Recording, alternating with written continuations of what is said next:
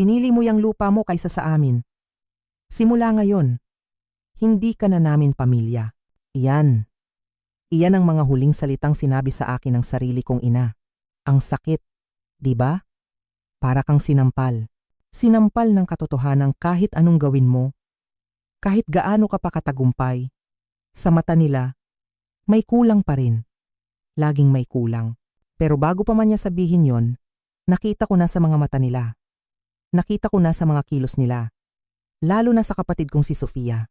Nakikita ko pa rin siya sa isip ko, ilang linggo, bago ang gulo. Nakaupo siya sa sala ng bahay ng mga magulang namin. Hawak-hawak ang isang makapal na wedding magazine. Tumatawa siya. Yung tawa na parang sa kanya na ang buong mundo. Katabi niya ang fiancé niyang si Marco at tinuturo-turo niya ang mga litrato ng magagarang kasalan sa mga garden. Dito, sabi niya, sabay turo sa isang picture. Gusto ko ganito karami ang bulaklak. Tapos ang mga upuan, dapat puti lahat. Ang nanay ko naman, tuwang-tuwa. Oo naman anak, ang reyna ay dapat makuha ang lahat ng gusto niya. Nandoon lang sila, nagpaplano, nagpaparami. Feeling panalo na sila. Para bang sigurado na sila sa lahat. Para bang hawak na nila ang baraha at ako ang talo. Hindi man lang nila ako tinitingnan. Kahit na nasa iisang kwarto lang kami, para akong hangin. Isang multo sa sarili kong bangungot. Ang tingin nila sa akin, isang abala. Isang sagabal sa perpektong plano nila. Pero imbes na magsalita, imbes na sumigaw, imbes na umiyak, ngumiti lang ako. Isang maliit na ngiti. Yung ngiti na ako lang ang nakakaalam ng ibig sabihin. Kinuha ko ang cellphone ko at nagkunwaring may tinitingnan. Pero ang totoo, pinapakalma ko lang ang sarili ko. Dahil sa loob-loob ko, kumukulo na ang dugo ko. Chill lang Clara, sabi ko sa sarili ko. Chill lang, may tamang oras para sa lahat. Ako si Clara, 35 anyos. At sa loob ng 7 taon, 7 mahahabang taon, ibinuhos ko ang lahat ng dugo, pawis, at luha ko para itayo ang pangarap ko. Isang farm resort at hacienda sa Tagaytay. Hindi ito basta lupa. Hindi ito basta negosyo. Ito ang buhay ko. Nagsimula ako sa wala. Sa lahat ng ipon ko, mula sa pagiging agricultural consultant. Bawat puno na nakatanim doon, bawat bato na bumubuo sa mga pader, dumaan sa mga kamay ko. Naalala ko pa ang mga gabing hindi ako natutulog, binabantayan ang mga pananim. Ang mga araw na dumudugo ang mga palad ko dahil sa pagtatrabaho. Ang mga bagyo na halos sumira sa lahat, pero hindi ako sumuko. At ano ang sabi ng pamilya ko noon? Sayang lang ang pera mo, Clara. Sabi ng nanay ko. 1 taon lang, malulugi ka rin. Pang-aasar ng kapatid kong si Sofia. Pati ang tatay ko, tahimik lang. Walang suporta, walang tiwala. Para sa kanila, ako yung anak na praktikal. Yung anak na laging nagtatrabaho, pero hindi kailanman naging paborito. Yung anak na laging nauunawaan ang lahat. Kaya, laging inaabuso. Habang sila ay nabubuhay ng komportable, ako, halos isanlako na ang kaluluwa ko para lang maitaguyod ang hacienda. Ngayon, ang hacienda na yon ay nagkakahalaga na ng 100 at 80 milyong piso, 180 milyon. Nanalo na ng mga parangal, dinadayo na ng mga turista, at biglang-bigla, pamilya na ulit nila ako. Bigla, ang lupang minsan nilang tinawag na katangahan, ay naging family property na. Sa isip nila, ang galing 'di ba? Pero may isang bagay, isang napakalaking bagay, na hindi nila alam. Habang masaya silang nagpaplano ng kasal ng kapatid ko sa hacienda ko, habang iniisip nila kung paano gagamitin ang bawat sulok ng pinaghirapan ko, hindi nila alam na hawak ko ang resibo at hindi lang resibo ng gastos. Hawak ko ang titulo ng lupa, ang papeles ng negosyo, ang kontrata na magdidikta ng lahat. Hindi nila alam na ang babaeng tinatawag nilang madamot at walang utang na loob ay mas matalino kaysa sa inaakala nila. Akala nila, dahil pamilya kami, basta-basta na lang nilang makukuha ang gusto nila. Akala nila, mahina pa rin ako. Akala nila, ako pa rin yung Clara, na kayang-kaya nilang paikot-ikutin sa mga palad nila. Nagkakamali sila.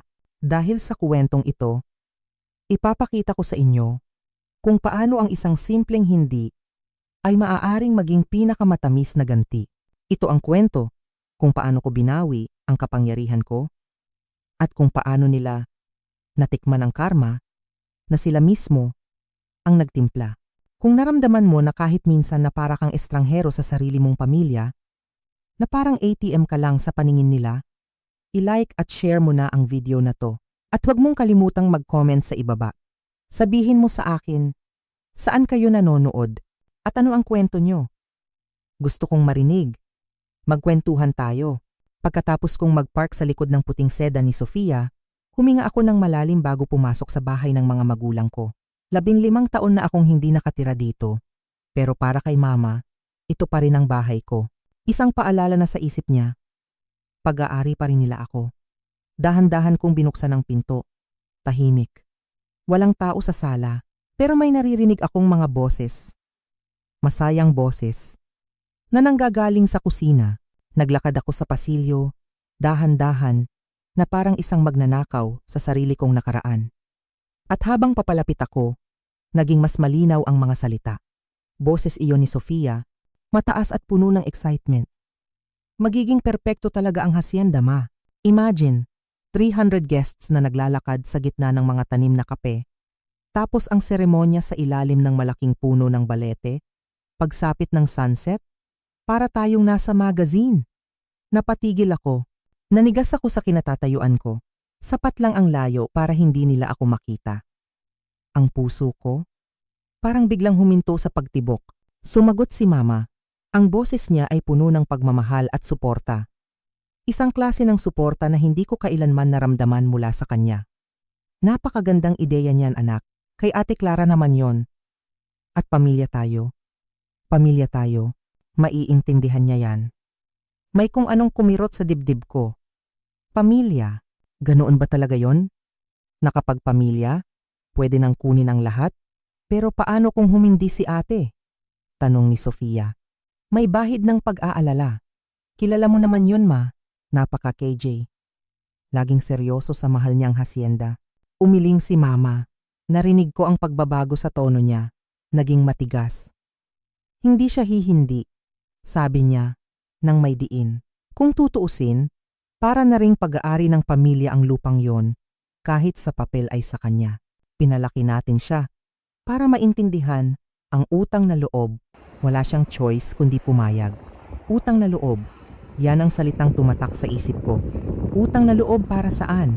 Sa pagpapalaki sa akin? Hindi ba't obligasyon nila yon? Parang gumuho ang mundo ko habang nakikinig sa kanila. Nagpatuloy sila sa pagpaplano. Bilang ng bisita.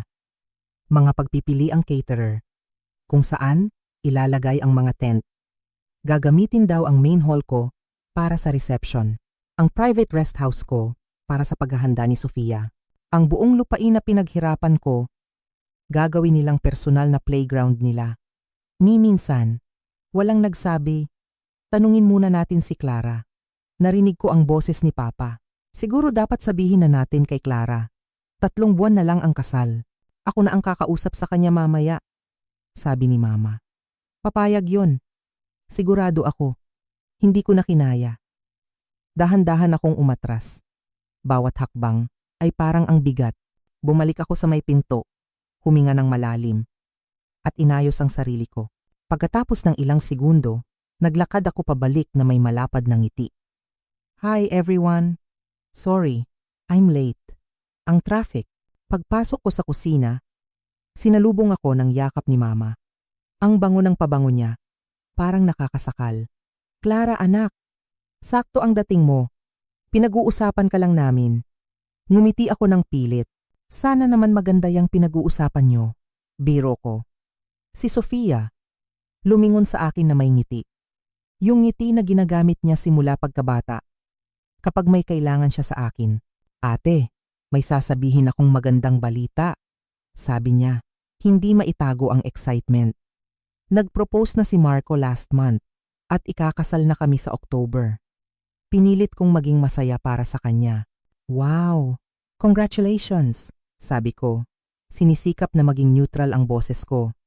That's wonderful news. Thank you, ate. Sabi niya. Habang pinagdadaop ang kanyang mga palad, naghanap na kami ng mga venue.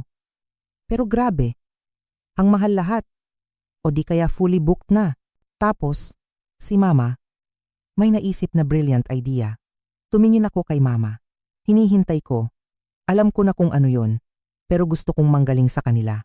Gusto kong marinig kung paano nila sasabihin ang isang bagay na napakawalang hiya. Sa paraang parang pabor pa ang ginagawa nila sa akin. Naisip kasi namin, anak. Dahan-dahang sinabi ni mama na ang farm resort mo, ang perfect location, napakaganda doon at magiging napaka-espesyal kung sa isang family property gaganapin ang kasal. 300 guests, ate, mabilis na dugtong ni Sofia. Sa October, kasagsagan ng harvest season. Isipin mo kung gaano kaganda yon. Para akong nanonood ng isang dula. Isang dula na ako pala ang bida. Pero ako ang huling nakaalam. Tiningnan ko sila isa-isa. Ang nag-aabang ng ngiti ni mama. Ang nananabik na mga mata ni Sofia. Ang hindi mapakaling ekspresyon ni papa. Na parang alam niyang mali ito pero wala siyang lakas ng loob na sumalungat. Lahat sila, naghihintay ng oo ko. Pag-iisipan ko. Sabi ko. Isang simpleng pangungusap, pero sapat na para magbago ang lahat ng mukha sa harap ko. Nawala ang ngiti ni Sofia. Pag-iisipan? Ate Clara, kapatid mo ako, kasal ko to, naiintindihan ko. Mahinahon kong sagot. Pero October ang pinaka-busy na buwan namin. Harvest season yon. May mga kontrata ako, may mga nakaschedule na tour. Puno ang production timeline ko. Dito na pumasok si mama. Anak naman, pwede mo namang i-reschedule ang ilan dyan. Family should come first. Naramdaman ko na naman yung pamilyar na bigat. Yung bigat ng mga expectations na pasan-pasan ko mula pagkabata. Si mama, laging si Sofia ang paborito. Si Sofia ang maganda. Ang kaakit-akit. Ako yung praktikal, yung masipag, yung hindi humihingi ng kahit ano. Kahit ngayon, na may sarili na akong tagumpay, pakiramdam ko, ako pa rin yung anak na hindi pinapansin. Pag-iisipan ko, inulit ko. Malaking desisyon to. Sumingit na ulit si Sofia. Tumataas na ang boses. Ano pa bang pag-iisipan dyan? Hindi ko naman hinihiling na bayaran mo ang kasal. Gagamitin lang namin ang lugar. Gagamitin lang. Napakagaan sabihin. Ang lugar lang. Sabi ko, sa trulandaang na tao, na maglalakad-lakad sa hasyenda ko, sa gitna ng anihan, gagamitin ang facilities ko, papasok sa private property ko. Hindi mo naman gagamitin yon sa araw na yon, di ba? Sabi niya. Halos matawa ako sa kapal ng mukha niya. Actually, ginagamit ko yon araw-araw. Isa itong working farm, Sofia. Hindi ito isang event venue. Ang linggong sumunod sa hapunan na iyon ay parang isang bagyo. Isang bagyo ng walang tigil na panggigipit. Si mama, tumatawag araw-araw. Sa umaga, ang tono niya ay malambing. Kinukumbinsi ako. Sa hapon, nagiging madrama na. Sinasaktan ko ang damdamin ng kapatid ko. Sa gabi, nagagalit na. Pinararamdam sa akin na ako ang pinakamasamang anak sa buong mundo. Si Sofia naman, dinadaan ako sa text. Mahahabang text message na puno ng guilt tripping. Kesyo sinisira ko raw ang pinakamahalagang araw ng buhay niya na hindi niya akalain na ang sarili niyang kapatid ang magiging hadlang sa kaligayahan niya. Ang pinakamatindi, tumawag si Tita Rose. Ang kapatid ni Mama na 2 taon ko nang hindi nakakausap. Clara, narinig ko ang tungkol sa kasal ni Sofia. Sabi niya, na para bang close kami. Ang damot mo naman daw. Isang araw lang yon, iha. Isang araw, para mapasaya mo ang kapatid mo. Tita, sabi ko, sa pang-10 beses na yata, hindi lang po ito isang araw. Linggo-linggo ang preparasyon niyan. May abala sa operasyon ko, may mga liability issues, may insurance concerns. Negosyo ko po ito. Lagi ka na lang pera, sabi niya, may halong panghuhusga. Alam mo, Clara, walang kwenta ang tagumpay kung wala kang pamilyang kasama. Binabaan ko siya ng telepono. Pagod na akong magpaliwanag. Noong Martes, pagkatapos ng isang meeting sa syudad, bumalik ako sa hasyenda na may mabigat na pakiramdam. At tama nga ang kutob ko. Nakita ko ang kotse ni Mama na nakaparada malapit sa main hall. Nanikip ang dibdib ko. Hindi ko siya binigyan ng permiso na pumunta. At siguradong wala siyang susi. Nakita ko sila sa di kalayuan, naglalakad sa pagitan ng mga puno ng kape. Si Mama, si Sofia, at isang babaeng hindi ko kilala. Seryoso silang nag-uusap. Tinuturo ang iba't ibang bahagi ng hasyenda. Dahan-dahan akong lumapit. Bawat hakbang ay nagpapatindi ng galit ko. Ma? Sofia? Anong ginagawa niyo dito? Gulat silang lumingon. Ngumiti si Mama ng pagkatamis-tamis. Clara, sakto ang dating mo. Ito si Helena, ang wedding planner namin. Pinapakita lang namin sa kanya ang lugar. Hindi ko na napigilan ang sarili ko. Pinapakita ang lugar nang hindi nagpapaalam sa akin. Nagpaalam kami, di ba? Sagot ni Sofia. Sinabi mong pag-iisipan mo. Inassume namin na oo ang sagot. Inassume. Isang salita lang. Pero ang bigat ng kahulugan. Humarap ako sa wedding planner. Pasensya na sa abala, Miss Helena, pero hindi available ang property na to para sa mga event. Halatang naging awkward ang wedding planner. Ah, ganoon po ba?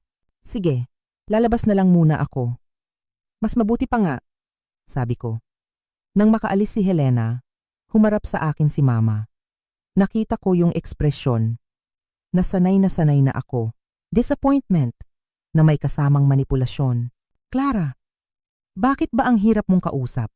Mahirap kausap? Hindi ko makapaniwalang sagot. Nagdala kayo ng wedding planner sa property ko nang walang permiso. Nagpaplano kayo ng event nang wala ang consent ko. Consent? Tumawa si Sofia nang mapakla. Pakinggan mo nga yung sarili mo. Pamilya tayo. Pamilya? Ito ay lupa ko. Sumabog na ako. Pangalan ko ang nasa titulo. Pera ko ang ipinambili nito. Pagod ko ang nagpatayo nito. Naramdaman ko ang 7 taon ng hinanakit na umaakyat sa lalamunan ko. Tumulong naman kami, giit ni Mama. Sinusuportahan ka namin nung gusto mong bilhin to. Sinusuportahan? Natawa ako. Sinabi niyo sa akin na nagkakamali ako. Sinabi niyo na malulugi ako. Wala kayong inalok na suporta, kahit moral. Wala. Sinusuportahan ka namin emotionally. Pilit pa rin niya. Hindi niyo ginawa yon, sabi ko, nanginginig ang boses. Kailanman, hindi kayo bumisita dito nang hindi ko kayo iniimbitahan. Kailanman, hindi niyo ako tinanong tungkol sa negosyo ko. Kailanman, hindi niyo kinilala ang mga achievements ko. Pero ngayon, na mayroon na akong isang bagay na mahalaga, bigla, gusto niyong gamitin. Namula ang mukha ni Sofia sa galit. Hindi ako makapaniwala sa kadamutan mo. Nakakahiya to, nasabi ko na sa mga tao na dito gaganapin ang kasal. Kasalanan mo yan. Hindi ako, matigas kong sabi. So, hindi ka papayag? Mahinang tanong ni Mama. Tiningnan ko silang dalawa. Ang mga babaeng dapat sana ay nagmamahal sa akin. Pero ang tingin lang sa akin ay isang bagay na mapapakinabangan. May nagbago sa loob ko. Hindi ko sinabing hindi. Sabi ko ng dahan-dahan. Nakita ko ang ginhawa sa mukha ni Mama. Sinasabi ko lang, kailangan ko ng panahon para pag-aralan ng lahat. At bibigyan ko kayo ng sagot sa susunod na linggo. Kinaumagahan, ang una kong tinawagan ay ang abogado ko, si Attorney Cruz. Attorney, kailangan kong maintindihan ang isang bagay, sabi ko. Kung sakaling papayag ako na magdaos ng event sa property ko, ano ang mga liability ko?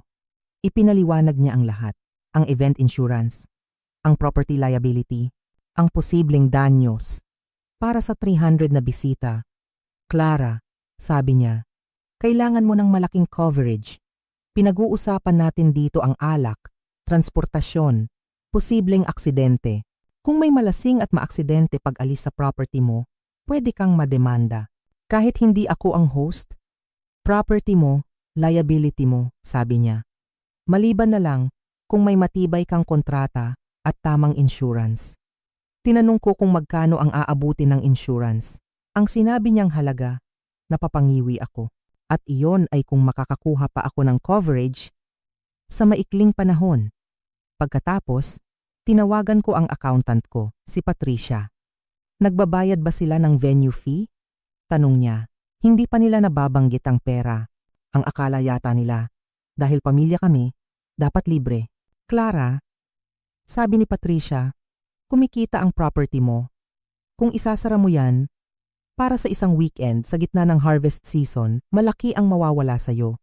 Mga tour bookings, benta sa tasting room, mga private events na nagbabayad talaga. Kinuwenta niya para sa akin ang opportunity cost. Sa pagitan ng nawalang kita at ng gastos sa insurance, aabutin ako ng mahigit 2 milyong piso. Mahigit 2 milyon. Inulit ko. Minimum yan, Clara. Hindi pa kasama dyan ang posibleng sira sa mga pananim mo o anumang aksidente. Ang payo niya bilang accountant ko, huwag kong ituloy. Walang financial sense. Nag-research ako ng mga wedding venue sa Tagaytay. Ang presyo para sa isang 300-person wedding sa isang farm resort ay nasa pagitan ng 800,000 hanggang AYR 1.5 million. Venue pa lang yun. Walang kasamang pagkain o kahit ano. At ang pamilya ko, inaasahan na ibibigay ko ito ng libre. Ginawa ko ang desisyon ko noong Huwebes ng hapon. Habang naglalakad ako sa gitna ng aking mga tanim. Ito ang pinaghirapan ko sa buong buhay ko. Isinakripisyo ko ang lahat para dito. At hindi ko hahayaang basta-basta na lang nila itong kunin. Tinawagan ko si Mama nung gabing yon. Ma, may desisyon na ako tungkol sa kasal. Napakagaling, sabi niya. Matutuwa si Sofia. Pumapayag akong idaos ang kasal dito. Narinig ko siyang tumili sa tuwa. Pero may mga kondisyon. Oo naman anak, kahit ano. Kailangan ko ng lahat sa sulat, sabi ko. Isang formal na kontrata na nakalagay ang petsa, oras, bilang ng bisita, at mga area na pwedeng gamitin. Kailangan ko ng patunay ng liability insurance para sa event. At kailangan ko ng deposit. Tumahimik siya sa kabilang linya. Deposit? Oo. Dahil sa liability na papasanin ko at sakitang mawawala sa akin, kailangan ko ng deposit na 500,000. Refundable naman ito kung matapos ang event ng walang problema. Naramdaman ko ang panlalamig ng boses niya. Clara, pamilya tayo. Hindi kami maninira. Kung ganoon, maibabalik ang deposit. Standard practice yan. Sa lahat ng venue. Kinausap ko na ang abogado at accountant ko at iginigiit nila to. Sige, kakausapin ko ang papa mo at si Sofia, sabi niya. Sige po. Pero kailangan ko ng deposit at pirmadong kontrata sa loob ng 2 linggo. Matagal ayusin ang insurance. Alam ko na ang susunod na mangyayari. Magagalit sila. Aakusahan nila ako ng pagiging mukhang pera. Gagamitin nila ang lahat para mag-guilty ako. Pero may natutunan ako sa mga nakaraang linggo. Ang tingin sa akin ng pamilya ko ay hindi isang tao, kundi isang resource.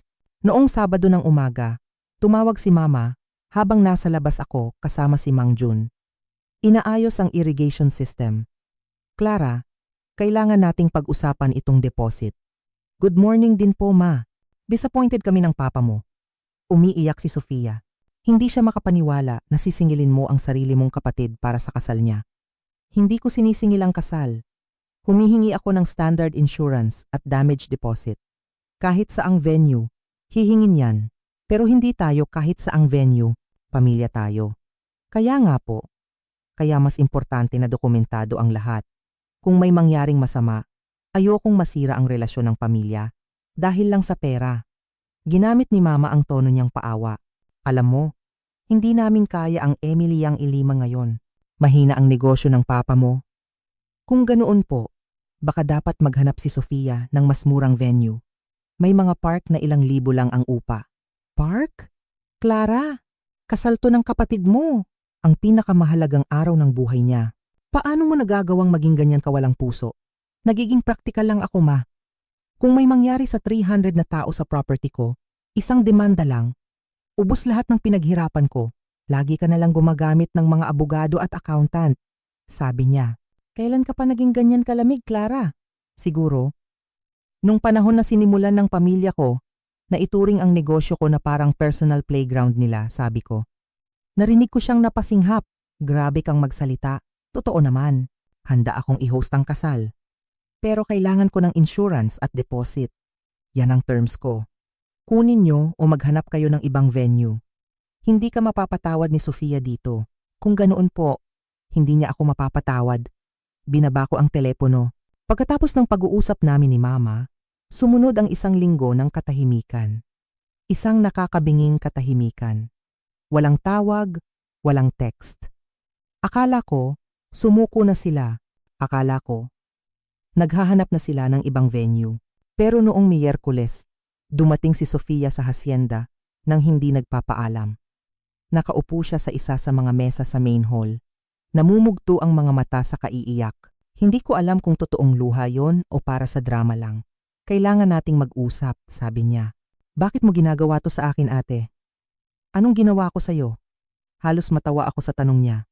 Sofia, buong buhay mo. Ang turing mo sa akin ay ATM at doormat. At ngayon, gusto mong gamitin ang property ko ng libre. Tapos kapag humingi ako ng proteksyon, ako pa ang kontrabida. Biglang tumigil ang pag-iyak niya. Alam mo kung ano? Pagod na akong maging mabait. Ang totoo, inggit ka lang. Inggit ka dahil ikakasal na ako. At ikaw, mag-isa ka pa rin. Inggit ka dahil mas gusto ako ng mga tao. Inggit ka dahil ako ang paborito ni Mama. Sa wakas, lumabas din ang totoo. Sana maging masaya ka, Ate Clara, sabi niya habang tumatayo. Sana, yang mahal mong hacienda ang yumakap sa'yo sa gabi dahil mag-iisa ka habang buhay. Bago siya umalis, humarap siya at nagsabi, gaganapin ang kasal dito, gusto mo man o hindi. Nung gabing yon, habang tinitingnan ko ang mga email ko, may isang bagay na nagpatigil sa mundo ko, isang marketing email mula sa isang catering company. Pinasasalamatan ako sa pagpili sa kanila para sa event sa October. Agad akong tumawag. Isang masayang babae ang sumagot. Opo. Ma'am Clara's Farm Estate, October 12. 300 guests. Ang kapatid niyo po, si Ma'am Sofia, ang nag-book. 3 linggo na po ang nakakaraan. 3 linggo. Bago pa man ako pumayag, sinabi ko sa kanila na i-cancel ang booking. Sunod-sunod kong hinanap sa email ko at doon ko nakita ang lahat. Nag-book si Sofia ng florist, photographer, DJ, tables and chairs. Lahat. Gamit ang pangalan ko at ng hacienda ko. Isang buwan na niyang ginagawa yon. Tinawagan ko siya agad. Bakit mo ginagamit ang pangalan ko para mag-book ng mga supplier nang walang pahintulot? Nagiging proactive lang ako, sagot niya. Alam ko namang papayag ka rin. Hindi pa ako pumapayag. At ang ginawa mo, illegal yan. Fraud yan, Sofia. Tumawa siya. Fraud? Seryoso ka? Ididemanda mo ang sarili mong kapatid? Sige, gawin mo. Tingnan natin kung anong magiging epekto niyan sa maganda mong reputasyon. Binabaan niya ako ng telepono. Kinaumagahan, tinawagan ko si Attorney Cruz. Nag-commit siya ng fraud, sabi ni Attorney Cruz. Ano ang options ko? Tanong ko. Pwede kang magsampa ng kaso, sabi niya. O pwede tayong magpadala ng cease and desist letters sa lahat ng suppliers. Gawin niyo na, sabi ko. Ipadala niyo ang mga sulat. Tumahimik si Attorney Cruz. Sigurado ka, Clara? Lalala ang tensyon sa pamilya mo. Ang tensyon? Matagal nang nandyan, sabi ko. Ngayon ko lang kinikilala. Sa mga sumunod na araw, nagsimulang tumawag ang mga supplier. Ang florist, naintindihan ako. Ang photographer, inis pero pumayag na i-cancel. Ang rental company, humingi ng dokumentasyon. At syempre, tumawag si Mama. Galit na galit. Alam mo ba ang ginawa mo? Pinahiya mo si Sofia. Lahat ng supplier, tumatawag sa kanya. Paano mo nagawang ipahiya ang kapatid mo ng ganito? Hindi ko siya pinahiya. Kalmado kong sagot. Pinahiya niya ang sarili niya. At nag-commit siya ng fraud. Legal na fraud. Huwag kang ang OA. Walang magsasampa ng kaso para lang sa isang kasal? Ako? Pwede? Sabi ko. Narinig ko siyang napasinghap. Ipakukulong mo ang sarili mong kapatid? Hindi. Pero idedemanda ko siya for damages kung makakasira siya sa negosyo ko. Hindi ko na alam kung sino ka, sabi niya. Ikinahihiya ka ng lolo mo. Yon ang tumama sa akin. Si lolo ang nag-iisang tao sa pamilya na sumuporta sa akin. Maiintindihan ni lolo ang negosyo, sabi ko. Alam niya na mali ang ginawa ni Sofia. Alam niya na hindi dapat nagnanakawan ang pamilya. Binabaan niya ako ng telepono. Akala ko, yun na ang katapusan. Akala ko, tapos na ang lahat. Pero makalipas ang halos 2 linggo ng katahimikan, noong kalagitnaan ng Setyembre, tumawag si Mama. Pumapayag kami sa kontrata mo. Sabi niya, halos mabitawan ko ang cellphone ko. Ano po? Nakausap na namin ang ibang venue at halos pareho lang ang hinihingi nila. Naiintindihan namin na kailangan mong protektahan ang negosyo mo. Si Sofia, handa nang bayaran ang deposit. Si Sofia, magbabayad mula sa ipon niya raw sa trabaho. Masyadong madali, masyadong maginhawa. At ang insurance? Tanong ko. May meeting na kami sa isang insurance broker next week. Lahat, aayusin namin ng tama. Ma, kailangan ko ng pirmadong kontrata, patunay ng insurance, at ng deposit bago ako mag-confirm ng kahit ano. Oo naman, dadalhin lahat ni Sofia dyan sa Biyernes. Pagkababa ko ng telepono, hindi ako mapakali. Hindi ganito ang pamilya ko. Hindi sila basta-basta sumusuko, lalo na si Sofia. May mali. Tinawagan ko si Attorney Cruz.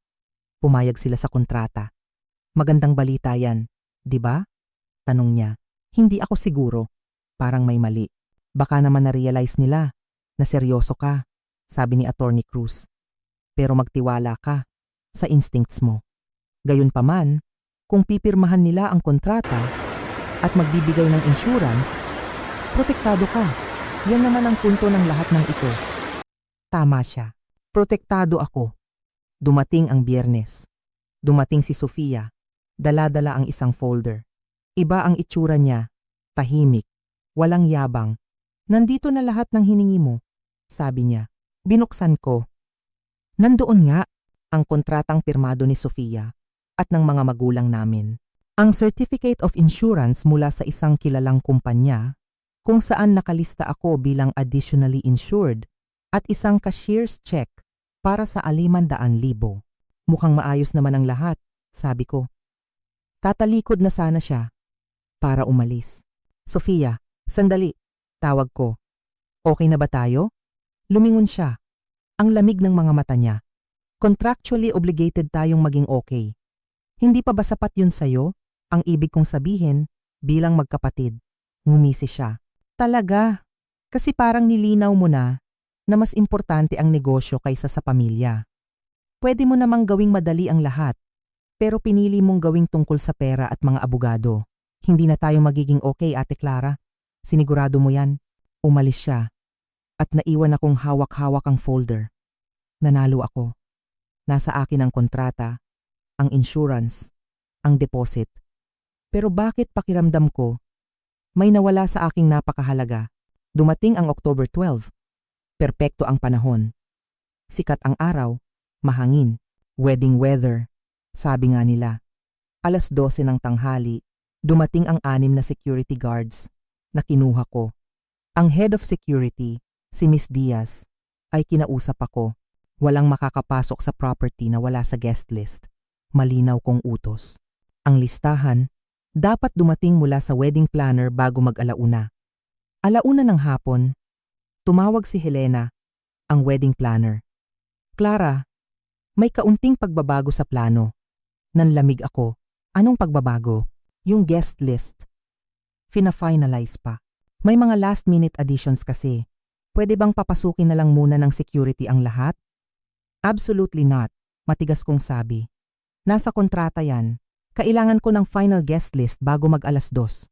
Kung hindi, hindi matutuloy ang event. Clara, be reasonable, sabi niya.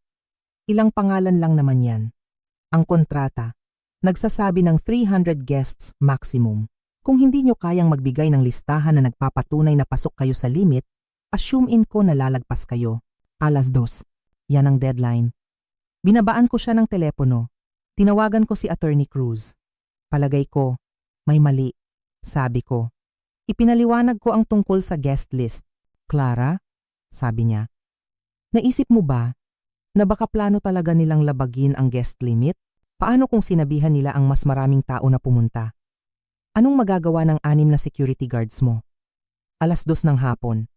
Walang guest list. Tinawagan ko si Helena. Voicemail. Tinawagan ko si Sofia.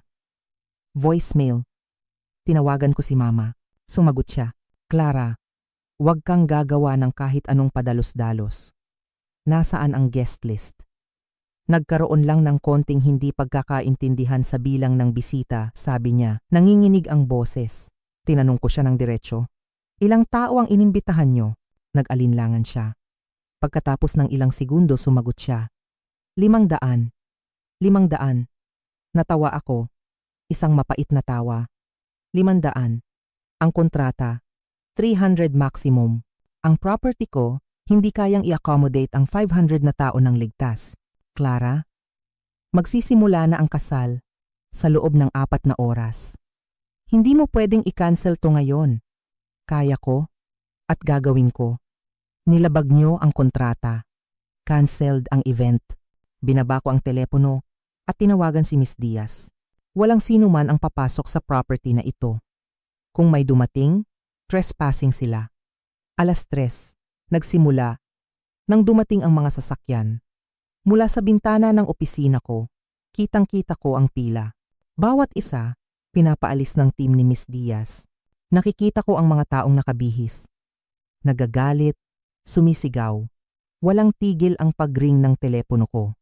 Si Sofia, si Mama, si Papa, mga kamag-anak na hindi ko nakilala ang pangalan. Hindi ko sinagot. Nakita ko ang puting limusin ni Sofia na dumating. Nakita ko ang itsura niya nang sabihin sa kanya ng security na hindi siya pwedeng pumasok. Kahit sa malayo, kitang-kita ko ang galit niya. Tapos, dumating ang mga truck ng caterer, ng florist, ng DJ, lahat, pinaalis sa gate. At doon ko nakita ang isang bagay na hinding-hindi ko malilimutan. Si Sofia, sa gitna ng galit niya, sinubukan niyang akyatin ang bakod, nakasuot ng wedding gown. Sinusubukang umakyat sa 6 na talampakang pader. Pinigilan siya ng security. Sumisigaw siya. Hinila siya palayo ni Papa. At sa huli, sumuko siya at bumalik sa limusin. Ang perpektong plano nila, gumuho, sa harap ng mga mata nila. Kinaumagahan, ang cellphone ko ay puno ng mga masasakit na salita.